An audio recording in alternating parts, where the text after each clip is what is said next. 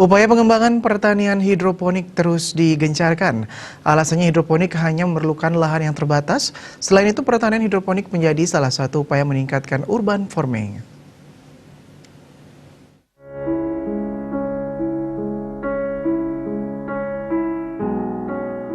Pertanian hidroponik dinilai sebagai upaya meningkatkan dampak ekonomi sampingan karena tidak perlu modal dan lahan begitu banyak. Dengan pengembangan pertanian hidroponik, jumlah generasi muda yang terjun ke pertanian khususnya bertani organik akan bertambah.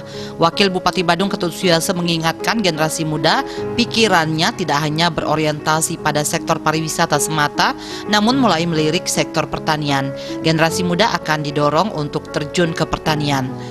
Tindak lanjutnya nanti komunitas pemuda akan diajak ke tempat yang sudah melaksanakan pertanian hidroponik sehingga mereka tidak hanya mengandalkan teori dan dapat berinteraksi langsung dengan petani. Sementara itu, Kadis Pertanian dan Pangan Badung Iwayan Wijana melaporkan sampai saat ini Badung masih mampu mempertahankan ketahanan pangan.